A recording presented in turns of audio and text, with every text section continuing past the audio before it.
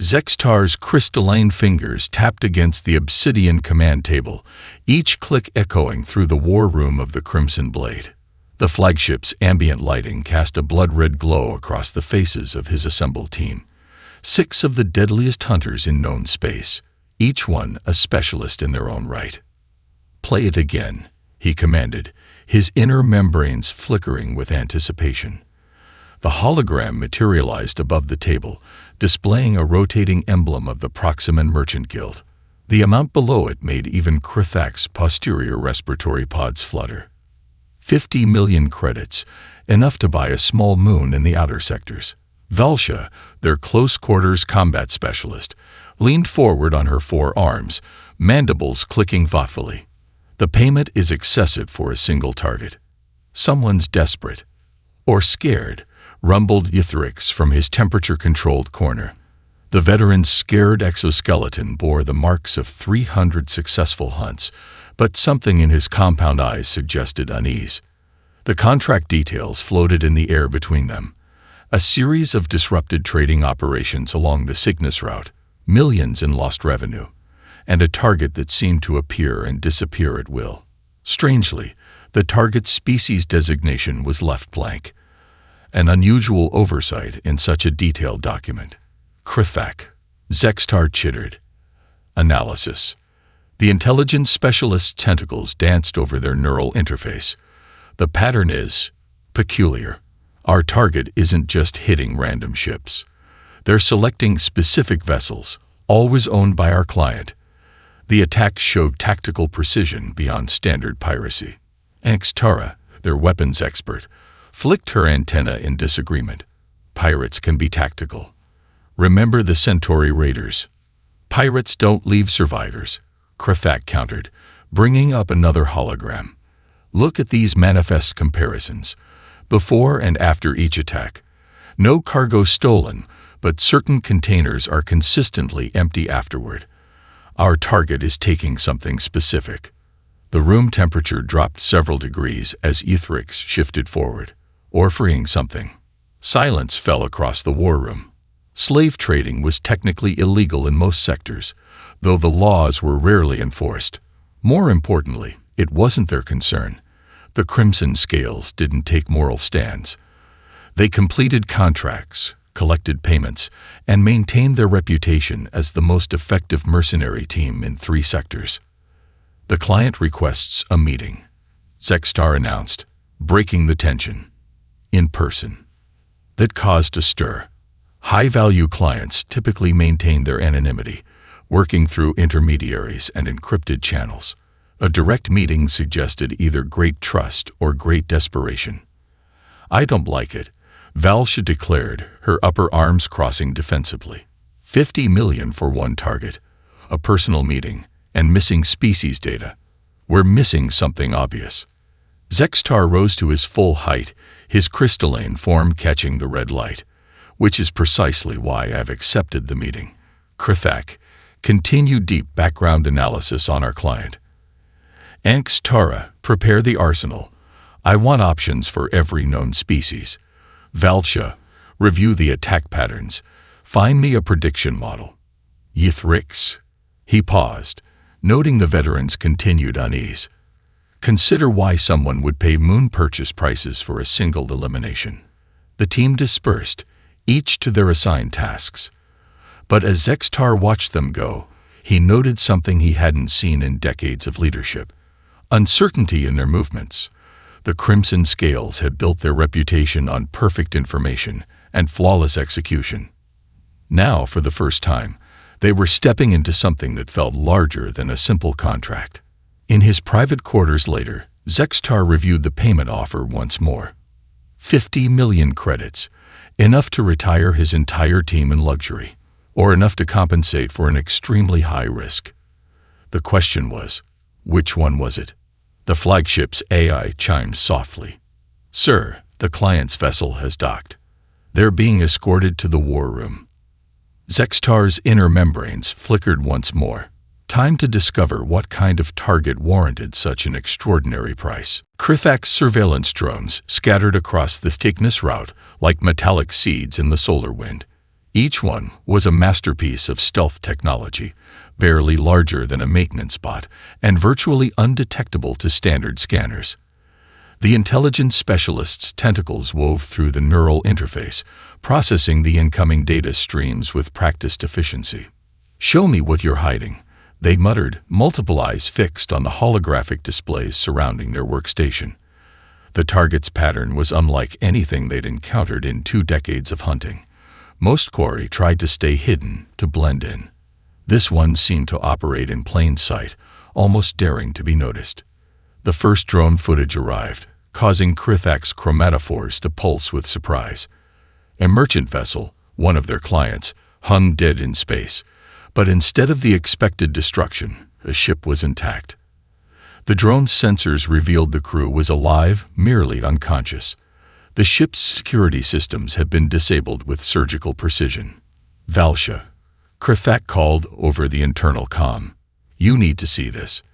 The combat specialist arrived moments later. All 4 arms crossed expectantly. "Found something interesting. Watch this." Krithak hooed up the footage. Security camera feed from the merchant vessel Crystal Dawn. 3 cycles ago. The hologram showed a ship's corridor. A figure moved through it with impossible fluidity, avoiding every security sensor's trigger point. When confronted by armed guards, the target didn't even slow down. They moved through the defensive formation like water through stones, each strike precise and measured. The guards dropped, disabled but unharmed. Valsha's mandibles clicked rapidly. "Replay that combat sequence. Quarter speed." The footage played again. Even slowed down, the target's movements seemed to blur between frames. "That's not possible," Valsha muttered. "They're anticipating moves before the guards even make them." And that fighting style. "It gets better." Krithak switched feeds. External camera. Same incident. The new angle showed the target's approach. They had spacewalked between ships, using nothing but a basic thruster pack. The exposure time was well beyond what most species could survive. "How long were they out there?" Valsha asked, professional curiosity overriding her usual stoicism. 17 minutes, 43 seconds. Without a proper survival suit. "That's not just impossible, it's insane." Krithak's tentacles rippled with agreement. "There's more. Look at these manifest comparisons." The data showed a clear pattern. After each incident, specific cargo containers were empty. But unlike typical piracy, nothing valuable was taken. Instead, the missing cargo matched perfectly with their clients' most heavily guarded shipments, the ones that didn't appear on official manifests. "They're not attacking randomly," Krithak explained. "They're targeting specific containers, always the ones with life support systems installed. Why would regular cargo need life support?" Valsha's reply was interrupted by a priority alert. Another drone had found something. The footage showed their target single-handedly engaging 3 pirate vessels. The ships were well-armed, professional grade. Against a single operative, it should have been no contest. Should have been. They watched in silence as their quarry turned the battle into a masterclass of improvised warfare. The target used the pirate ship's own weapons against each other, manipulated their targeting systems, and somehow transformed a cargo container into an improvised EMP device. In less than 10 minutes, 3 crews of hardened pirates surrendered to a single opponent. "Well," Valsha finally said, "at least we know why the client's offering 50 million credits." Krithak's chromatophores had gone pale. "No, we don't. Because this target, they're not just winning these fights. Look at their tactics, their movement patterns. They're showing off, having fun." A new alert flashed across the screens. Facial recognition had finally found a match in the Confederation databases.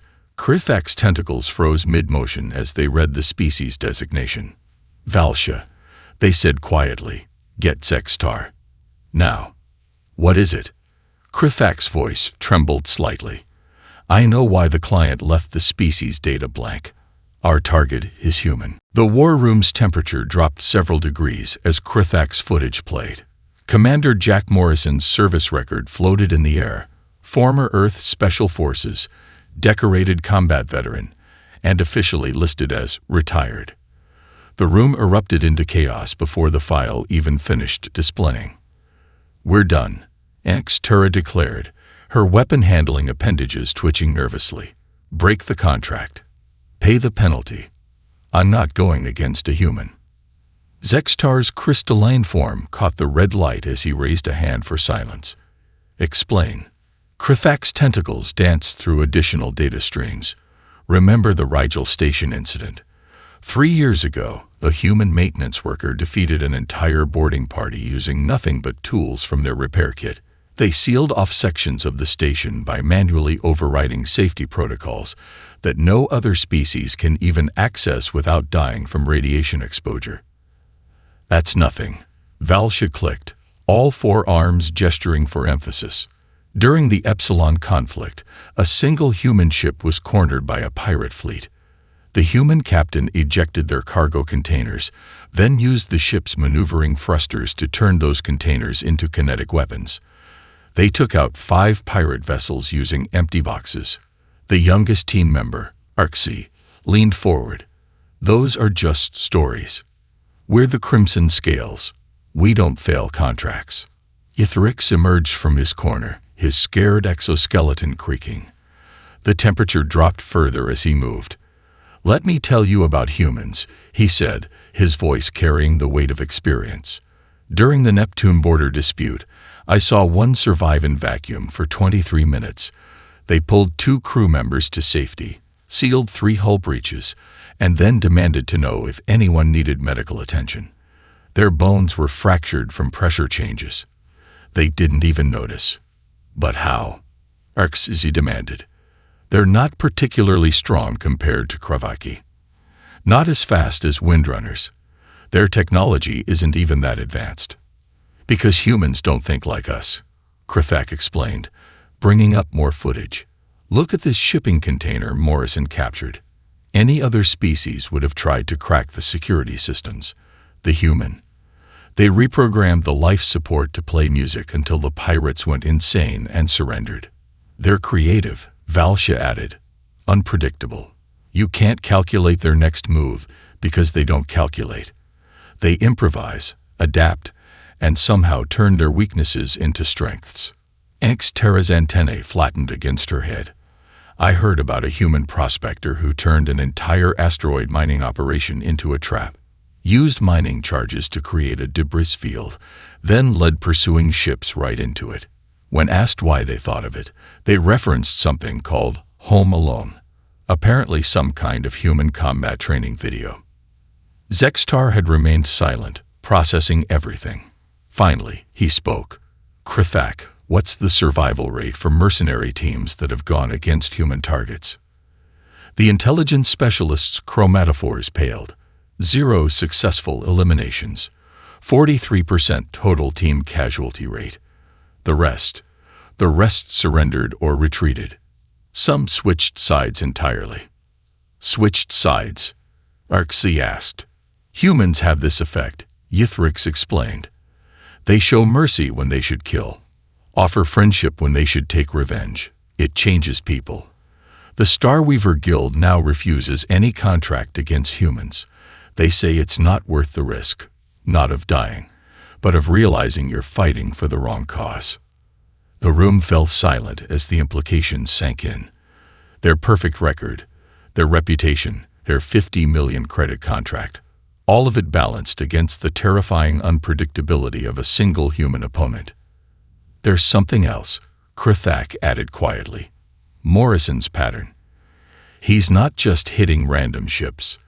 The ones he's targeting, they all have those modified cargo containers, the ones with life support systems. I think our client is moving more than just cargo." Zextar's crystalline fingers tapped the command table. "So we have a choice. Continue hunting a human who's likely fighting against something illegal, or investigate why our client was so desperate to hide their target species from us." The team looked at each other, years of experience and professional pride warring with their instinct for survival. Finally, Valsha spoke what they were all thinking. "Or there's a third option. We find out what Morrison knows.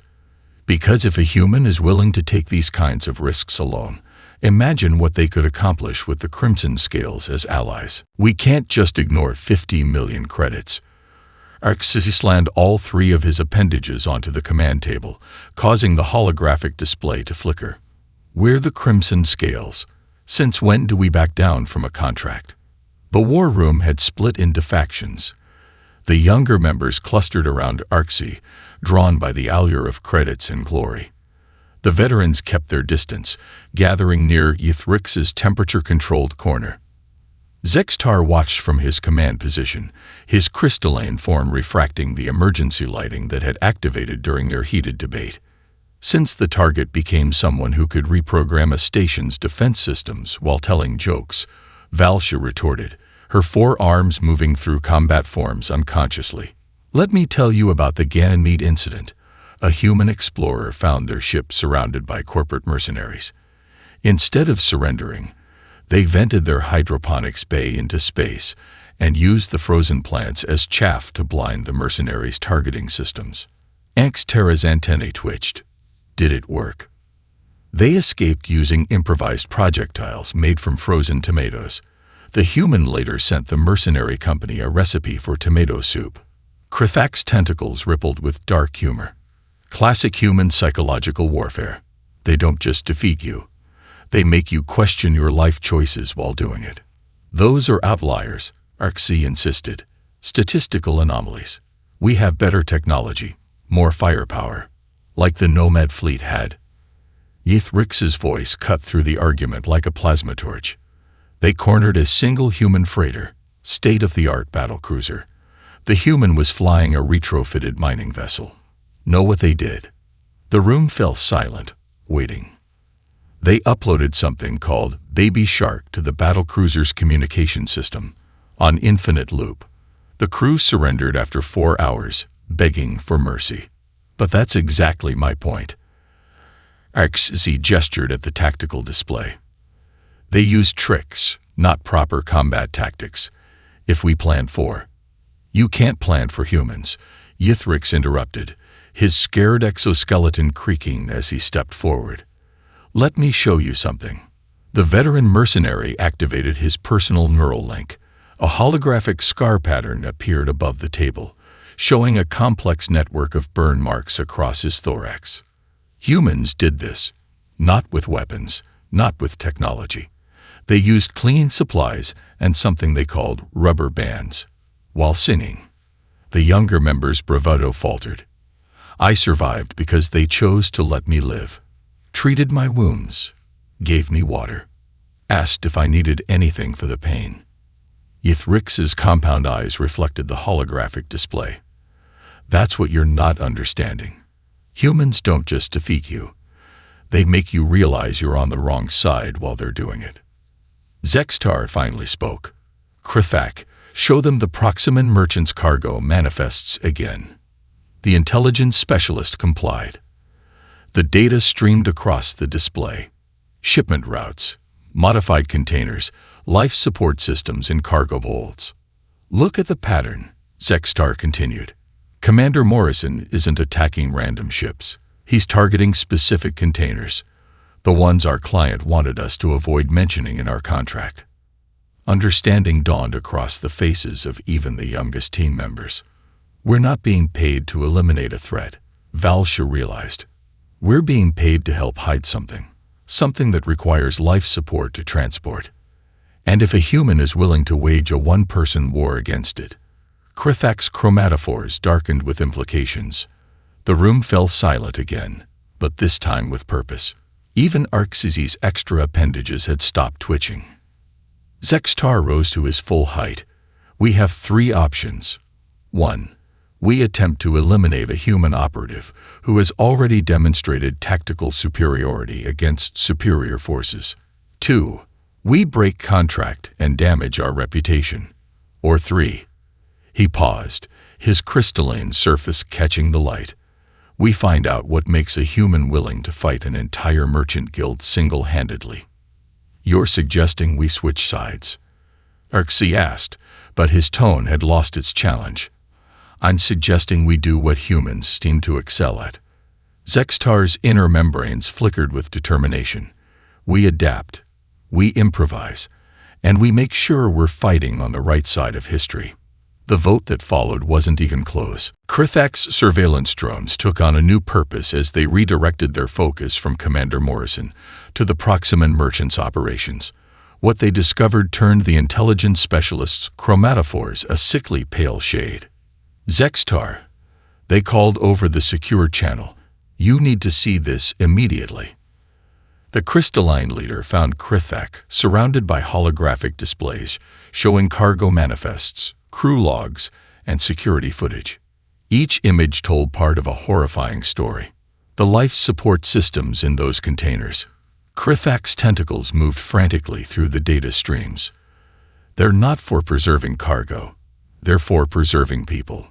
The footage showed glimpses through viewport slits, cramped spaces filled with various species, mostly from developing worlds along the Cygnus route.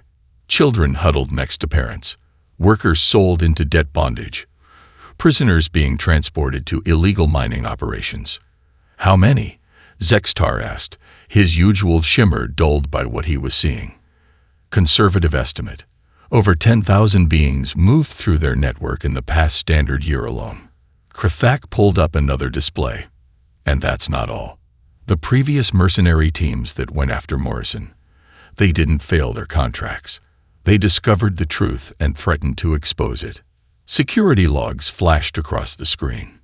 Mysterious ship failures, unexplained decompressions, entire crews lost to pirate activity.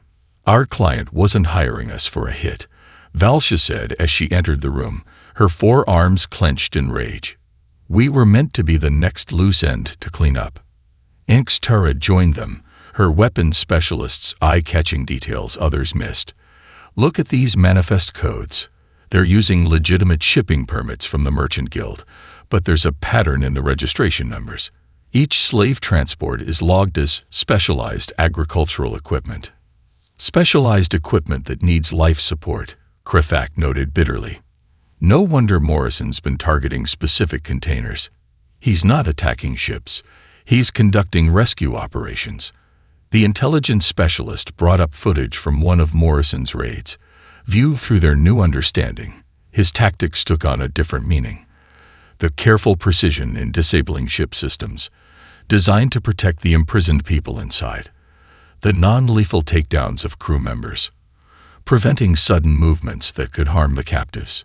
He's been doing this alone. Zextar asked, though he already knew the answer. Not entirely alone, Krithak's tentacles danced through more data. Look at these departure points. The freed captives disappear into a network of safe houses and refugee centers. Someone's helping coordinate their evacuation, but Morrison's doing all the combat operations solo. Valsha's mandibles clicked thoughtfully. Because he's the only one who can. Any larger operation would be detected. Any normal tactical approach would put the prisoners at risk. It had to be one person, and that person had to be human. They all finished together. Yithrix's cold presence announced his arrival. Show them what happens to the ones Morrison doesn't reach in time. Krithak hesitated, then displayed another set of logs. Work camp statistics, mortality rates, life expectancy calculations that treated living beings like equipment to be used up and discarded. This goes beyond our client. Inkstara realized, her antennae flat against her head. The entire Proximan Merchant Guild has to be involved. The permits, the shipping lanes, the forged documents. This is systematic, which explains the 50 million credit contract. Zextar's crystalline surface caught the light as he straightened. We weren't being paid to eliminate a single troublemaker. We were being paid to protect an entire criminal empire. The room fell silent as the full scope of their situation became clear. They had built their reputation on completing contracts, not investigating them, on following orders, not questioning them. Now they faced a choice that would reshape everything the Crimson Scales stood for. Krithak, Zextar finally said, his voice carrying the weight of decision. Send a message to Commander Morrison. Tell him we know what he's fighting. Tell him we know about the slave transports, the cover-ups, and the murdered mercenary teams. He paused, his inner membranes flickering with determination. And tell him that the Crimson Scales would like to offer their services, free of charge. The Proximan merchant's personal shuttle docked with the Crimson Blade for what he believed would be a routine progress meeting. His security detail, 6 heavily armed guards disguised as administrative assistants, flanked him as he strode into the war room. The merchant's bioluminescent patches glowed with confidence, certain that his 50 million credit contract had bought him the galaxy's deadliest mercenaries. He was right about the deadly part. Welcome aboard. Zextar's crystalline form dominated the head of the command table. We have quite a presentation prepared for you. The merchant settled into the offered seat, his 4 eyes blinking in sequence. I trust you've made progress on our little problem. Oh yes. Kurthak's tentacles danced across their neural interface. We've made several fascinating discoveries. Holographic displays sprang to life around the room. Not the expected target tracking data or combat projections, but shipping manifests, container specifications, life support system requisitions. The merchant's bioluminescence flickered briefly. Interesting choice of documentation, he said carefully. I believe we agreed to focus on the target's elimination, not administrative details. Did we? Valsha emerged from her position near the door, all 4 arms casually resting on different weapons. Because we've become very interested in administration lately, particularly your cargo manifests. The merchant's guards shifted uneasily, hands drifting toward hidden weapons. They froze as Angstera's targeting systems painted invisible dots on their vital organs. For instance, Kurthak continued, bringing up more displays. These life support systems you've installed in cargo containers. Fascinating technology. Quite expensive to maintain. One might wonder why simple agricultural equipment needs such elaborate life support. The merchant's lower eyes narrowed. If you're attempting to renegotiate our contract. We have a recording. Zextar interrupted, his crystalline surface catching the red emergency lights that had mysteriously activated. Of your last progress meeting with the Shadowlance mercenary group, right before their unfortunate accident in the Carina Nebula. The merchant's bioluminescent patches darkened. His guards reached for their weapons and found themselves already disarmed by Valsha's blur of motion. 50 million credits, the merchant said slowly, his voice gaining an edge. Enough to buy a small moon. I can double it. Triple it. Name your price. He really doesn't understand, does he? The new voice came from the shadows behind the merchant. Commander Jack Morrison stepped into view, his simple combat suit making him seem almost unassuming among the assembled alien species. Almost. The merchant's phosphorescent patches went completely dark. You. Me, Morrison agreed pleasantly. We've never formally met, though I've certainly cost you enough credits to warrant an introduction. He turned to Zextar. Did he get to the part where he quadruples the payment yet? Just reached triple, Zextar replied. Though I believe quadruple comes right before he reveals the full scope of his operation in an attempt to prove he can afford it. The merchant's guards found themselves efficiently disarmed and secured by Valsha and Extara, while their employer processed this betrayal. His bioluminescence began pulsing rapidly, a sign of extreme stress in his species. You don't understand what you're interfering with, he hissed. The trade routes, the contracts, the entire system. A system built on slavery. Morrison's pleasant tone hardened. 10,000 beings sold into bondage this year alone. Though I'm curious about the exact numbers. Care to enlighten us?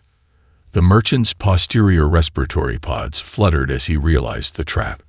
They weren't just recording his offers of increased payment.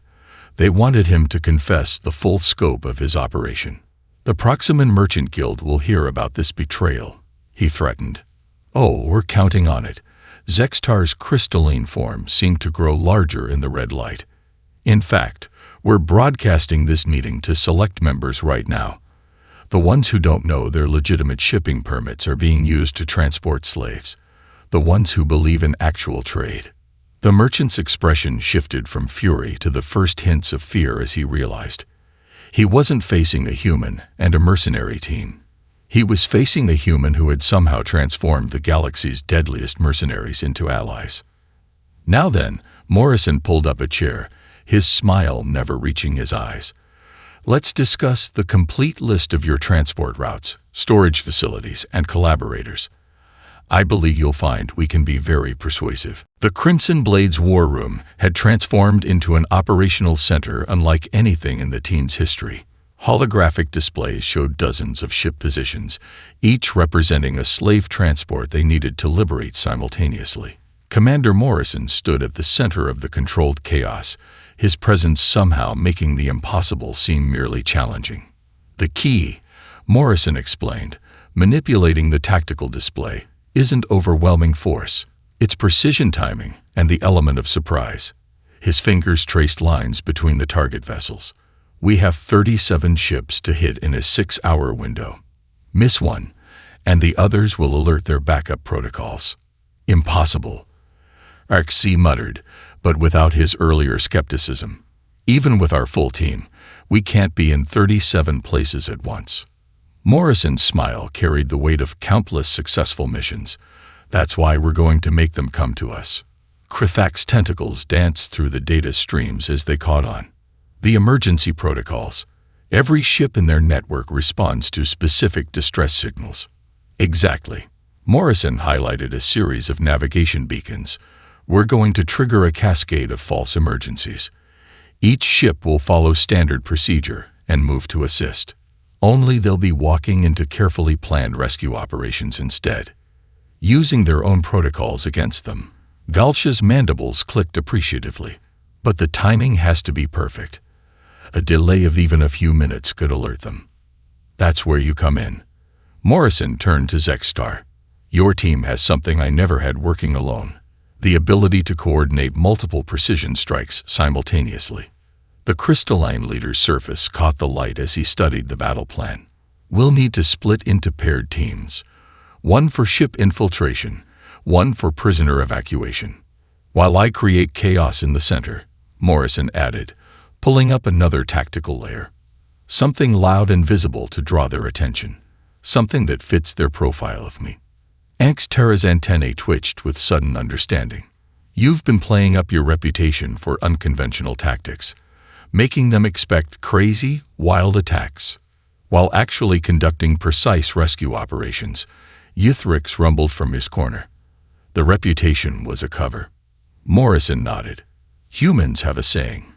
The best place to hide is in plain sight. I made sure every attack looked chaotic, unpredictable. Made them focus on trying to understand my tactics instead of my actual objectives. The team spent the next hours drilling their roles.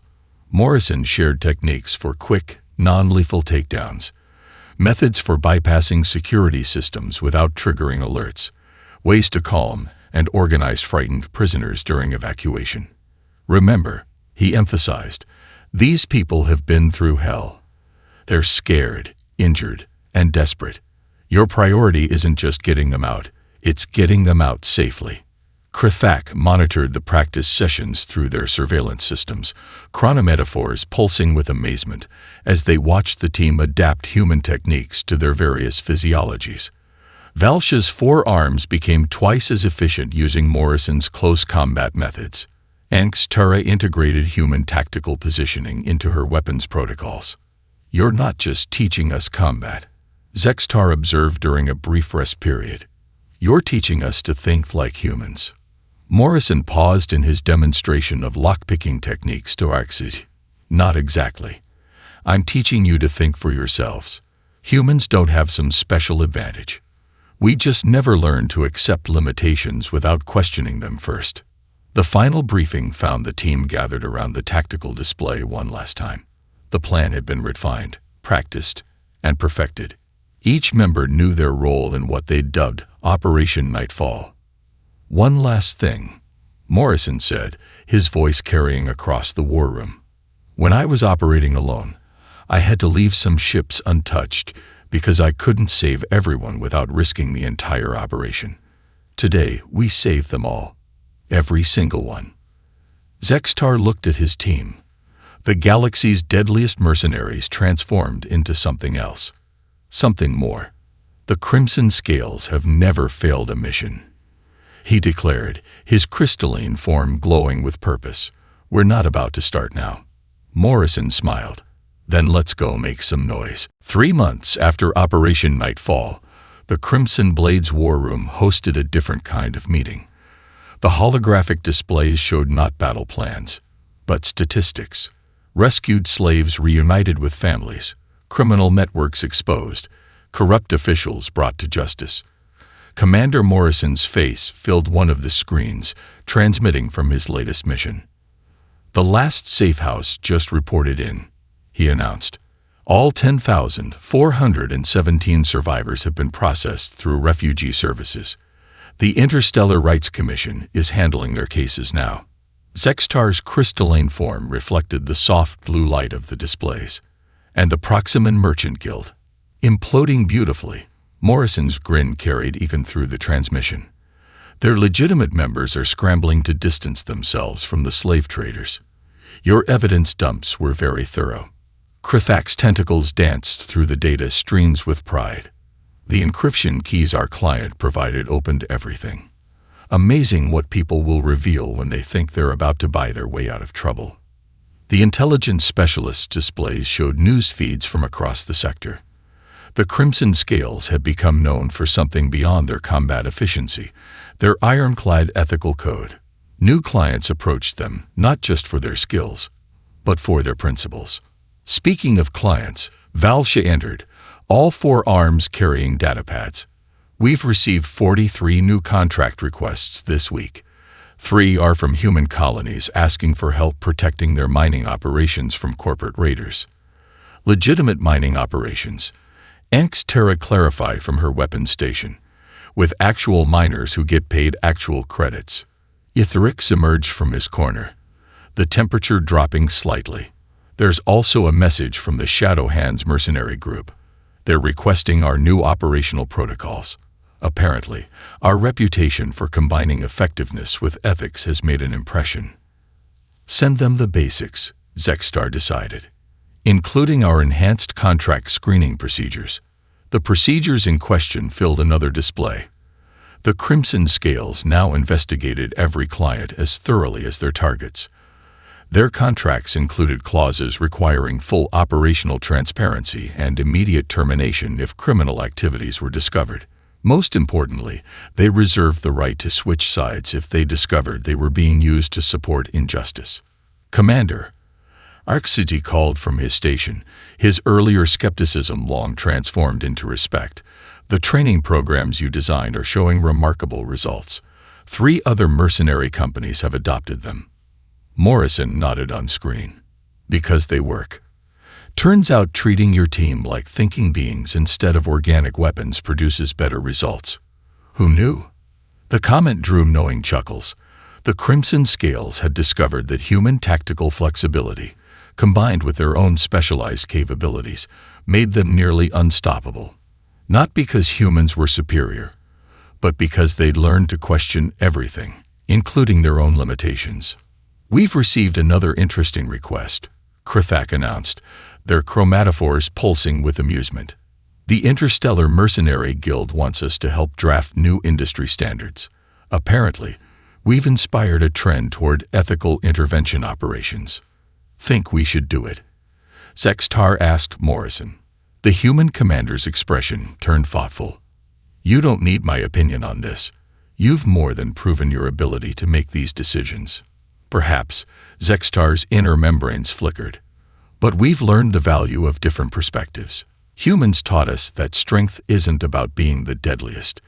It's about choosing when not to use that deadly force. And that the best victories, Valsha added, are the ones where nobody dies, and someone gets helped instead. Morrison smiled. Then I'd say the Crimson Scales have come a long way from being the mercenaries who refused a contract after learning their target was human. We didn't just refuse a contract, Arxy said proudly. We found a better way to operate, a way that lets us sleep at night, no matter what species we are. The team turned to Zextar, who stood to his full height, his crystalline surface catching every light in the room.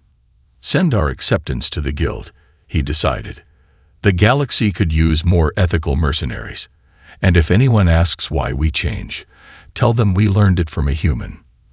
Though perhaps, Morrison added with a grin, leave out the part about the frozen tomatoes and rubber bands.